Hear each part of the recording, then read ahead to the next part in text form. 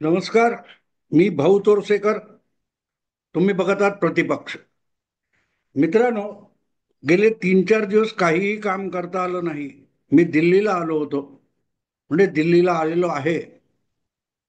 आणि माणसाच्या आयुष्यातली, किंबहुना उतार वयातली सगळ्यात श्रीमंती कुठची असेल तर तुमचं नातवंड.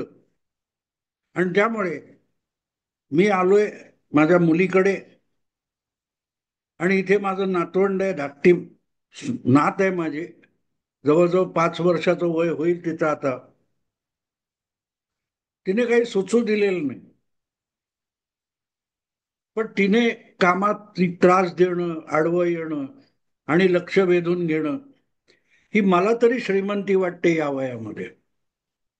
मुंबईत असतो तेव्हा ते चुकतं, याचं दुःख पण होतं. पण असो, तेव्हा पहिल्यांदा माफी मागतो. गेले काही दिवस मला व्हिडिओ करता आले नाहीत. पण शेवटी आयुष्यात जगायचं म्हणजे आपलं समाधान, आपल्याला काय गोष्टी आवडतात त्या छोटी बरोबर खेळणं, हे सुद्धा एक आनंदाची गोष्ट असते. आणि ती करत होतो. मित्रांनो, आज तुम्हाला मी एक गोष्ट अशी सांगणार आहे की ते शीर्षक बघितल्यानंतर तुमच्या लक्षात आलं असेल की भारताचा पाकिस्तान होऊ शकतो म्हणजे काय. अजब वाटेल, चमत्कारिक वाटेल. आणि मी नेहमीच असं काहीतरी वेगळे पण शोधत असतो.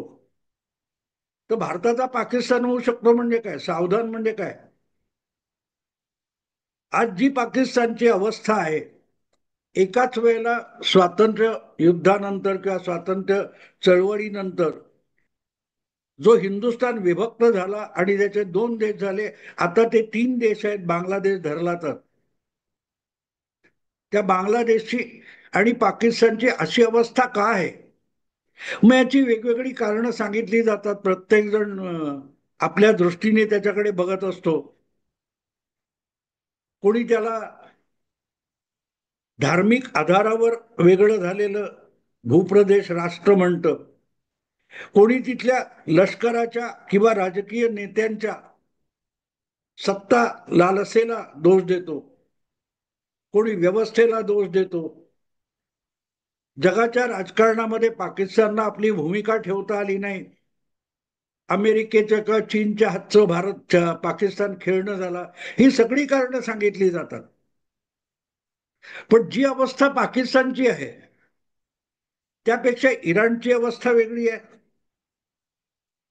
त्यापेक्षा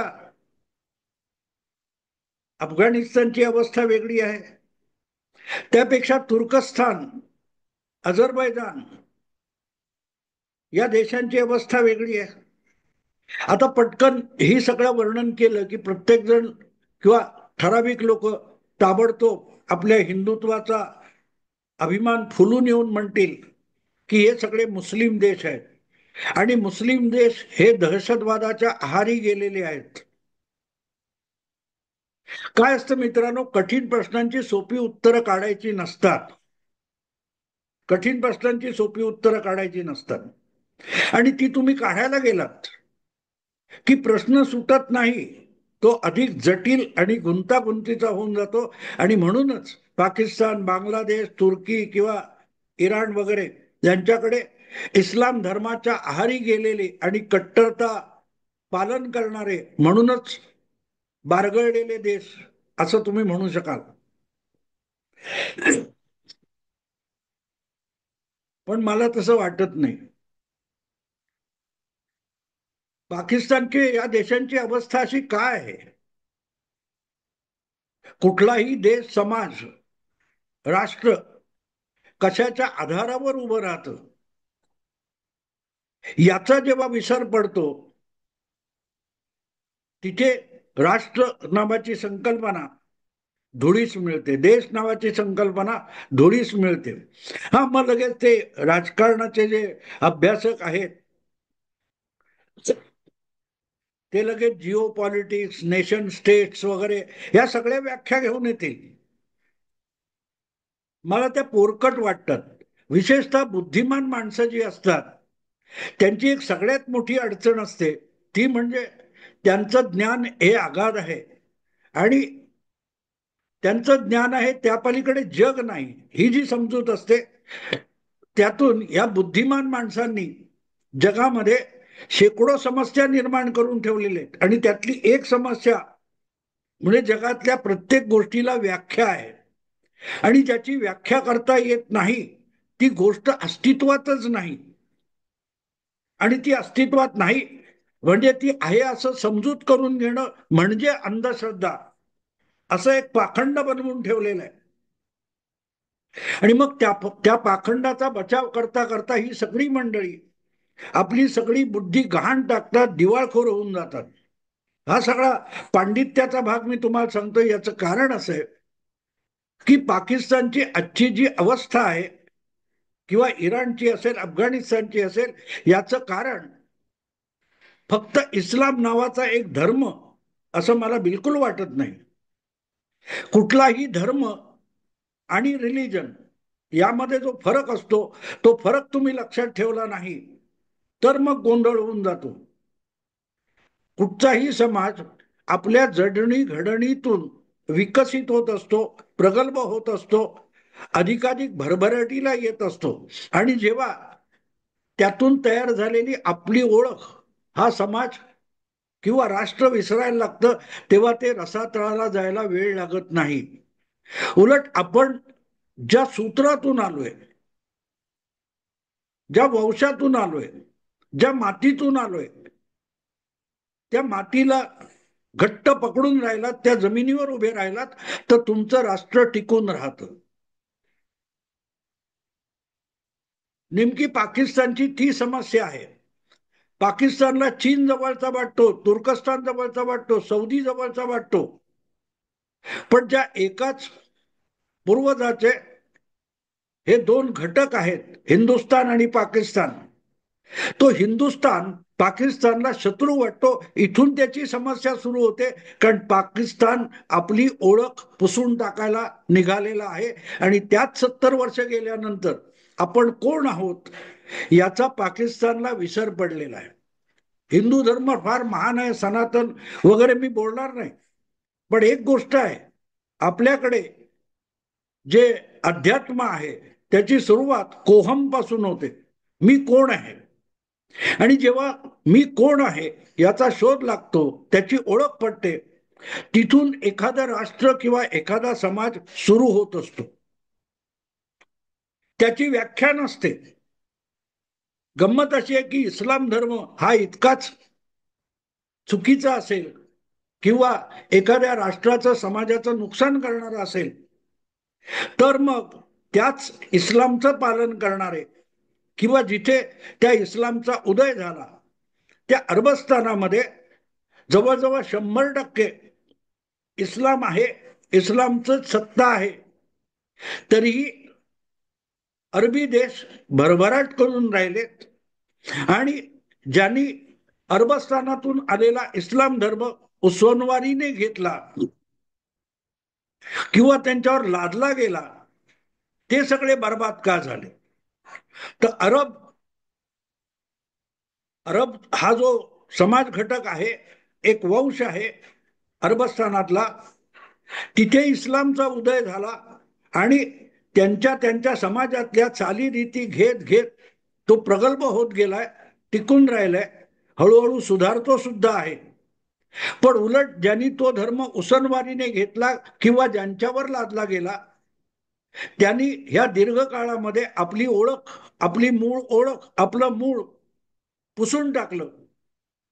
म्हणजे उदाहरणार्थ पाकिस्तान आपल्या वेगवेगळ्या मिसाईलचं किंवा क्षेपणास्त्रांची नावं गजनवी, अब्दाली, घोरी ठेवतात. हे मुळात पाकिस्तानात जन्माला आले नाहीत, ते पाकिस्तानवर आक्रमण करणारे होते आणि त्यांनी सक्तीने किंवा लादलेलं किंवा तिथल्या लोकांनी उसनमारीने घेतलेलं तत्वज्ञान म्हणजे इस्लाम आहे.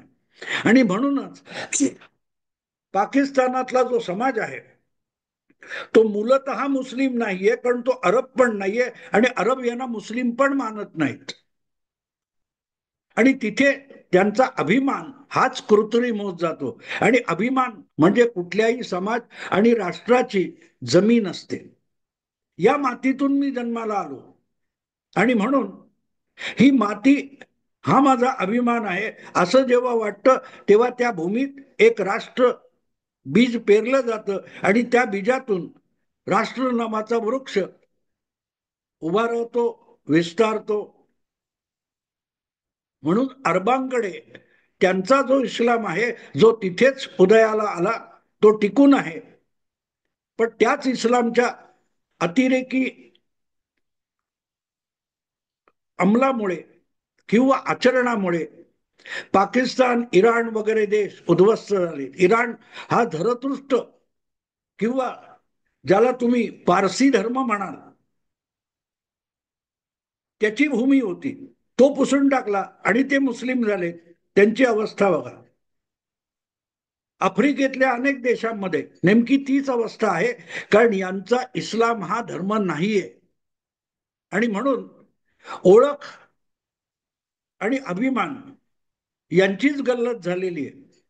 आणि हे करताना सगळ्यात मोठं जर काय असेल तर ते म्हणजे एखाद्या समाजाला हत्यार वापरून, अस्त्र वापरून नष्ट करता येत नाही इतकं त्याचा इतिहास बदलून, त्याची ओळख बदलून त्याला संपवता येतं.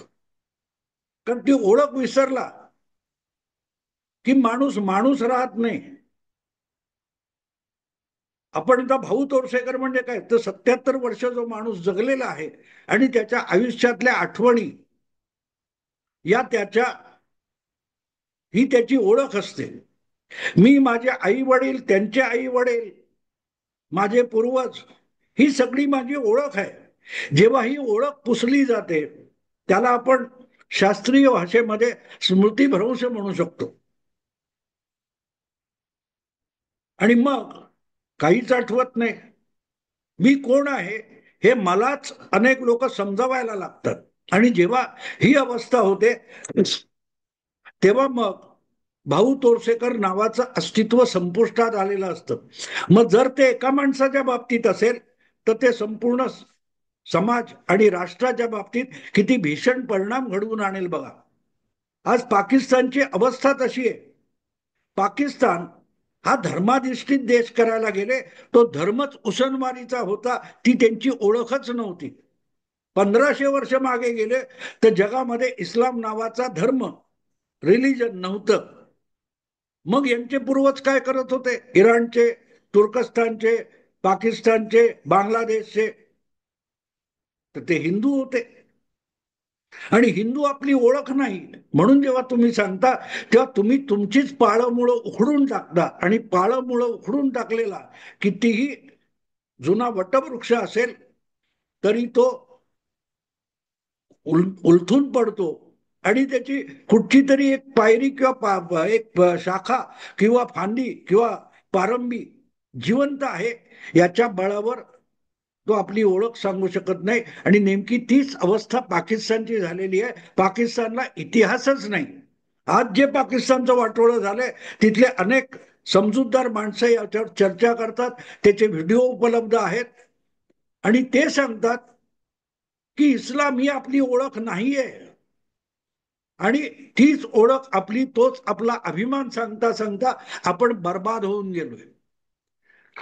काही प्रमाणामध्ये प्रचंड पोटेन्शियल, प्रचंड क्षमता असलेलं भारत नावाचा खंडप्राय देश सुद्धा 70 वर्ष चाचपडत राहिला. याचं एकमेव कारण इथला इतिहास डिस्टॉर्ट केला गेला, विस्कटून टाकला गेला. भारताची ओळख पुसण्याचा प्रयत्न त्याच्या इतिहासातून आणि इतिहासाच्या शिक्षणातून इथल्या डाव्या विचारवंतांनी आपल्याला मानसिक दृष्ट्या पाश्चात्यांचे गुलाम करून टाकले. स्वतःला डावे म्हणवणारे बहुतेक विद्वान हे पाश्चात्य विद्यापीठातून शिकून आलेत आणि तिथे गेल्यानंतर त्यांच्या डोक्यामध्ये भारतीय असण्याचा जो न्यूनगंड भरवण्यात आला त्यातून इथले विद्वान तयार झाले. आणि तिथे काही प्रमाणात पाकिस्तान सारखाच भारत चाचपडत राहिला होता. गेल्या 10 वर्षामध्ये, 11 वर्षामध्ये नरेंद्र मोदींनी काही चमत्कार घडवला असं जे बोललं जातं ते मला योग्य वाटत नाही.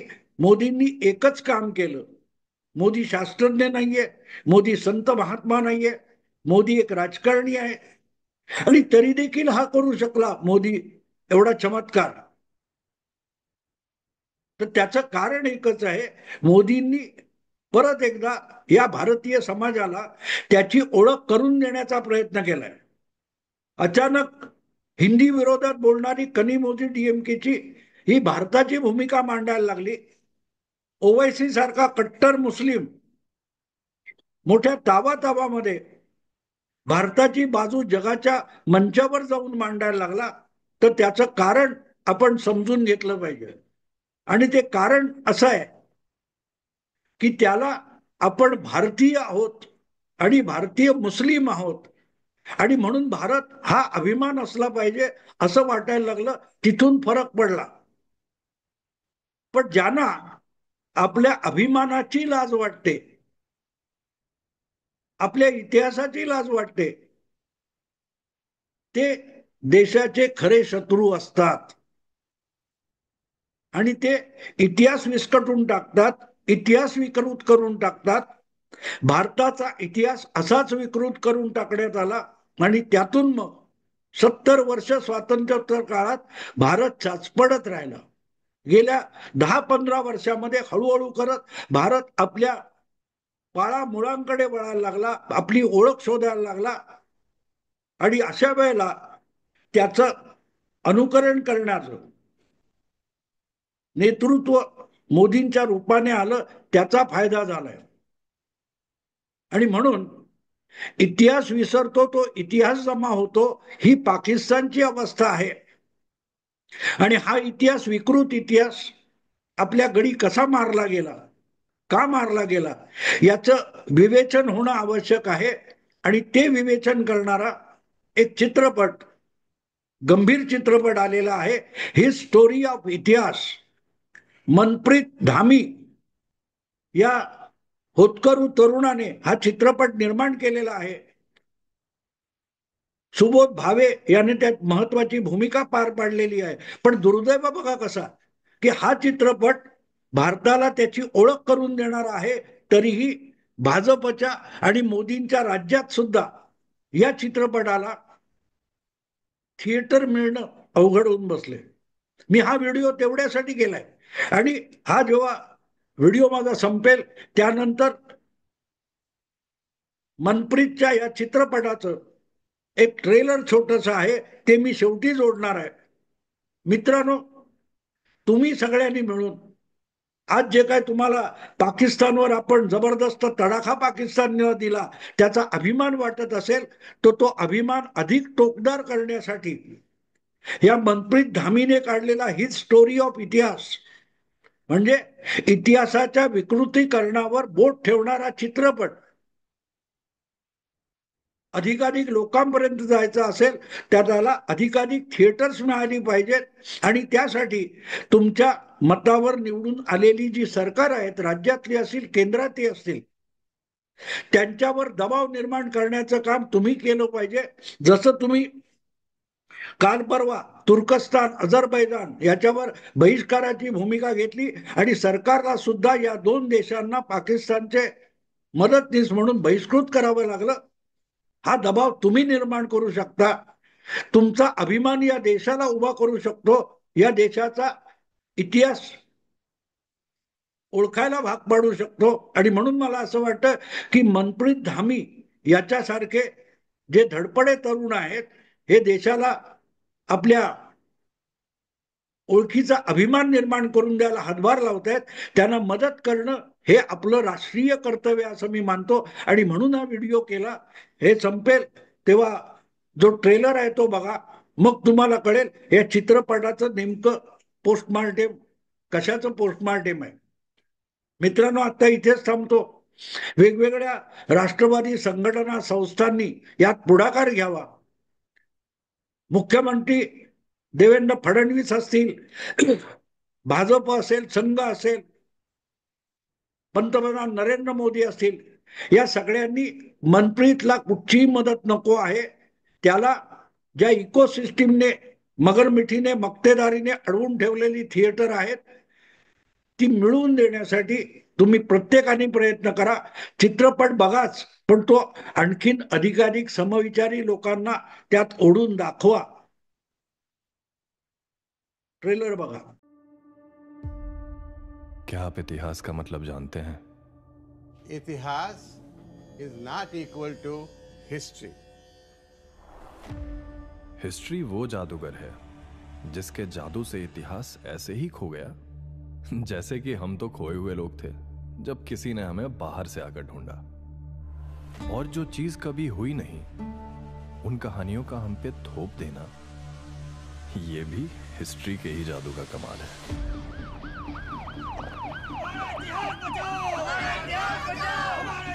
We are not here to confirm any biases. नहीं, मुझको कंप्लीट करने दीजिए.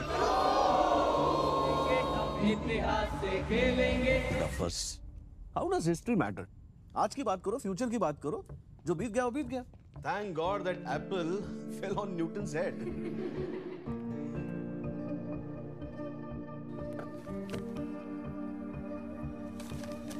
And good marks come from? हम ब्राह्मण लोग क्या भारत के बाहर से आए थे?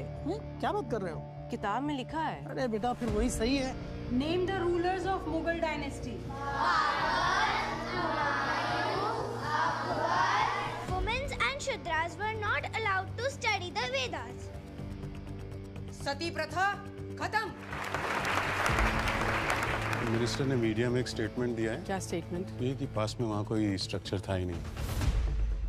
ऐसा लग रहा है कुछ तो गलत है बुक में. फिजिक्स में? नहीं, हिस्ट्री के बुक में. कुछ भी नहीं. ये भारत में कास्ट सिस्टम ब्रिटिशों ने बनाई. स्कूल में बच्चों को ये गलत और डिस्टॉर्टेड हिस्ट्री क्यों पढ़ाई जा रही है? Is there any bigger game? कुछ बाहर निकालने के लिए अंदर जाना पड़ता है.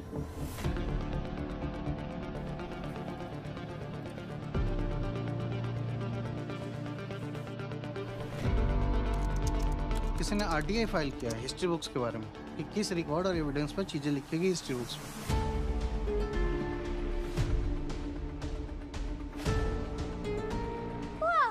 They defeated Mughals 17 times. Give me a pencil. सिर्फ आपका मन मैटर करता है क्या? मेरा मन सर, मेरे सवालों का जवाब दीजिए. हो गया सर. सुनिए मुझसे. सर हो गया, चलिए उनसे बात करनी है. Let the historians do their job. सब कुछ बिगड़ता जा रहा है.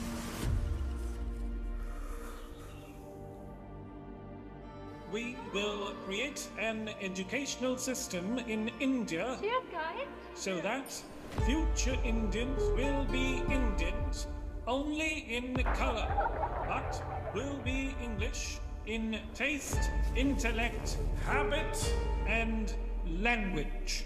Very nice. Which class?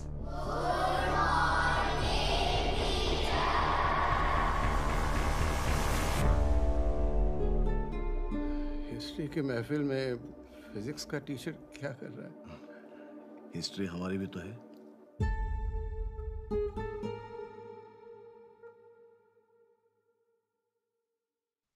मित्रांनो, आवडलं लाईक करा, शेअर करा आणि प्रतिपक्षाला सबस्क्राईब करा. नमस्कार.